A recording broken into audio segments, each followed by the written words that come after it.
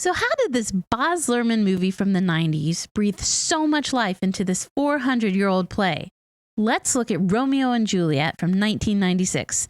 One of the earliest scenes in this movie starts with a showdown of sorts between the Capulets and the Montagues. The way this scene alone was filmed created an entirely new fan base. Many people's first and only exposure to Shakespeare was in high school, in classes where someone would inevitably ask, why did Shakespeare have to talk like that?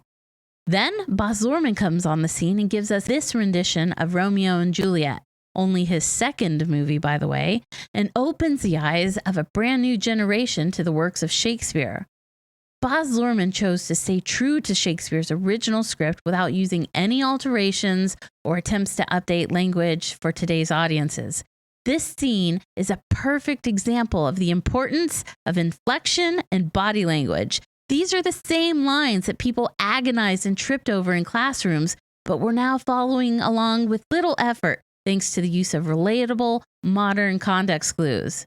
John Leguizamo played his role with complete gravitas, and it's this scene that sets the tone for the rest of the film, and we really understand what type of movie it is we are about to see.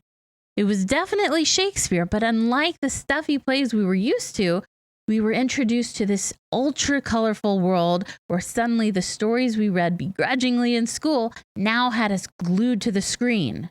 And this is the power of great visionaries. While other films based on Shakespeare concentrated on period-specific authenticity, Luhrmann's Romeo and Juliet had a contemporary interpretation of the script that placed this centuries-old play firmly into the 20th century and the 21st. The eye candy contributed immensely to this film. The colors, the set, the pacing all kept the audience captivated, so much so that it won the Oscar for Best Cinematography and Best Costume Design. Fun fact, William Shakespeare's Romeo and Juliet had no stage directions originally. Those were all added long after he passed on. So really, this play has always been open to interpretation.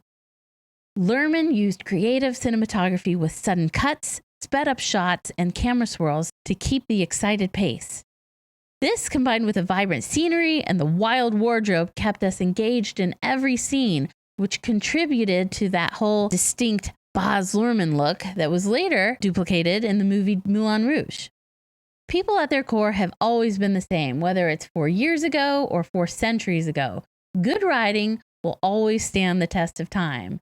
And if a script is fortunate enough to fall into talented hands, there's no telling what kind of magic they can create. So, if you could have any director revive an old story, what would it be? Thanks for watching.